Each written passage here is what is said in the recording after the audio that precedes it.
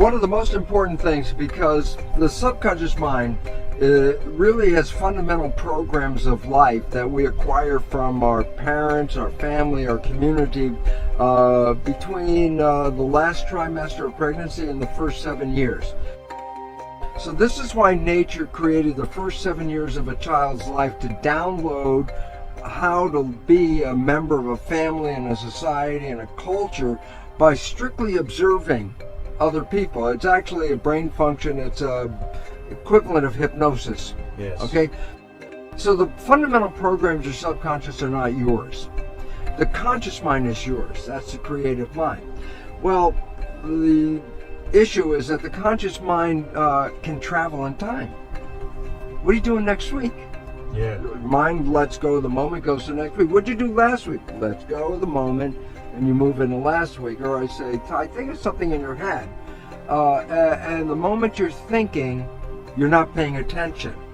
Well, this is what the function of the subconscious comes in. When you're not paying attention, you go to autopilot. So it's not like you're walking down the street and you have a thought and then stop. Like that. No, you continue walking. Yeah, but you're not paying attention. So it's a subconscious that does all the jobs from walking to driving the car. And so why is this relevant? Because when we're not paying attention and we default to the subconscious, we play the programs that are in the subconscious. And then I go, yeah, but the programs in the subconscious are primarily not yours. They came from other people. And most of them, as psychologists tell us, most of the programs we get are disempowering, self-sabotaging, and limiting. And the relevance about that is this. If I'm going to play those programs, then by definition, I'm going to be shooting myself in the foot. The reason why you play the subconscious programs is because the conscious mind's engaged with thinking, which is 95% of the time or more. And that means 95% of your behavior is invisible to you. And why I really want to emphasize this so much is this, because we believe we're victims. Oh, I really wanted to be successful. I wanted to be healthy.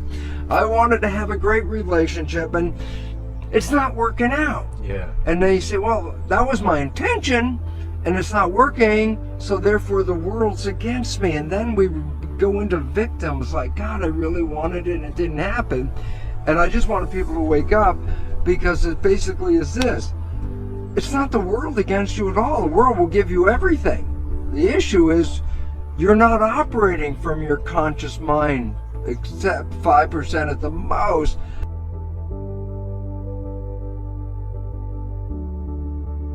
And so your life is really a reflection of your subconscious programming.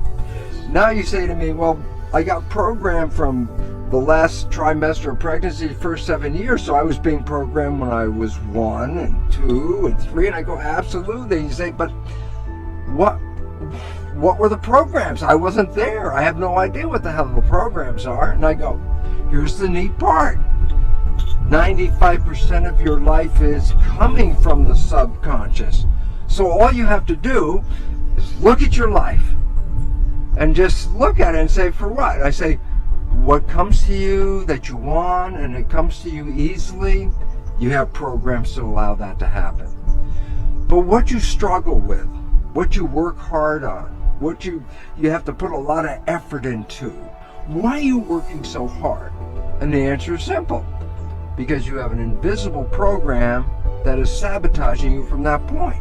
So now all of a sudden you say, well, what do I need to change? I say, well, look at your life. Yes. And tell me what you're having trouble with. Yeah. Because that's the direct expression of a program that's not supporting you. There's always been a belief that the conscious and the subconscious minds are one and the same. So if I educate my conscious mind, then my subconscious mind should automatically know what the heck I just did. Yeah. Right? So then I say, well, yeah, guess what? How many self-help books did you read? And I go, oh, I read all these self-help books. I say, now that you read them, did your life change? And the answer is, no, not really. But I'm really smart, because if you ask me any questions about the self-help book, I can answer it. Yeah. I say, well, what's the issue? And the issue is this. The conscious mind is creative. So yeah, I could read the book. I could watch this video with you in it. I could even just go, aha, and the conscious mind could accept that and learn it. But the subconscious mind does not learn that way. And that has been the problem, because we educate the conscious minds, get really smart, and our life stays exactly the same as it is. And the issue is why? Because it doesn't translate from the conscious to the subconscious. Because the subconscious learns in, well, 3 to 4 fundamental ways. Number one, the first way it learned 7 years was hypnosis, because the brain was operating in a low vibrational frequency and just downloading what it saw. After you're 7, how do you learn? Habituation. How'd you learn the ABCs or the times table? You had to repeat it and repeat it and repeat it, and finally you got it, and then you know how to do it. You want to drive a car? You have to practice and practice, and then you learn how to do it. So if you want to change the subconscious mind, hypnosis is number one, that works. Number two, repetition, habituation. Yes. Create a habit. And at first it seems like a struggle because it's new to the subconscious mind, but hey, you didn't learn ABCD the first time you said it, you know, you had to do it again and again. But after you do it for a repetition period, it will be so natural that if you're not doing it, your subconscious mind go, hey, what's happening? We're not doing it. Yeah. So that's really good. We overcome that.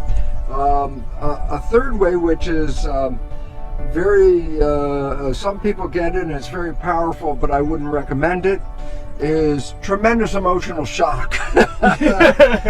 Boom! Something happens in your life and it's so dramatic that after that moment, you're not going to be the same person. The subconscious got it right there, okay? Yeah. And the newer one and the better one is a whole new field of belief change modalities, which are also associated with what's called energy psychology.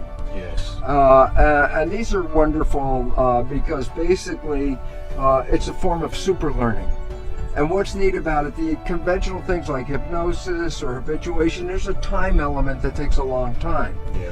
But these new belief change modalities, like a super learning experience, you can change a belief you've had your whole life, 50 years, and change it in 10 minutes. Yeah. And so this is it's a new type of psychology that's coming in, but it's really necessary because, as they say, necessity is the mother of invention. Yeah. We're running into a world that has a lot of necessity to change very, very quickly. So we're really happy to see that there are ways of changing without going through all that anxiety and stress, and we can do it really quickly. My favorite one is the one that I use because I'm the most familiar with it, but there's many of them in my books. I give a whole list, but the one I use is called Psych K, like the abbreviation of psychology. Yeah. It actually represents psychological kinesiology. Yeah. And it's an exercise where you get your right and your left brain hemispheres to work in harmony, which they don't do on a normal day-by-day basis. And when you get them to work in harmony, that's called brain synchronization, a window sort of opens up and you can drop in a new belief in 5 minutes. You know, it's really fun because you say, well, what if you can release these programs? And that's the story of the Matrix, where I say, well, I take the red pill, I get out of the program. And I say, yeah, but in real life, every time we've taken that red pill, I say, what's the red pill in real life? And the answer is falling in love. Falling in love with the person, or falling in love with your creativity, or whatever it is, falling in love. Because when you fall in love, what you're doing is so captivating and so engrossing and so desirable, you don't let your conscious mind wander. So the first time in your life, your conscious mind's staying present. And I said, well, why is that important? Conscious mind, wishes, desires, and aspirations. If you're operating from that mind, you manifest your wishes and desires. So my conclusion for all of this blah, blah, blah that I'm giving you is simply this. What if you go into the subconscious mind and change the programs in the subconscious mind so they reflect the wishes and desires of your conscious mind? What would that mean? And I tell you what it means. You'll live in a honeymoon for every day of your life on this planet for a simple reason. Yeah. If my conscious mind with wishes and desires begins to wander and I default into the subconscious and is playing my wishes and desires, I never left the honeymoon. most people's stresses are not real immediate emergency stresses at all. They're beliefs of a fear that they won't have something, they won't have a job, they won't have food, they won't have a friend. And it's not that they don't have them right now. They're thinking about, oh, if that happens. And that's where the stress comes from. And that's why 90% of the people are in fear, because they recognize that their future is uncertain. But rather than seeing it in a positive way, they have this image of a negative thing. Work it all out, and it's really interesting because, remember, when you fall in love and you get out of the programming, you create heaven on earth. Well, if it wasn't for the programming, everybody would have heaven on earth. Yes. So if we can change the programming, then heaven on earth is available.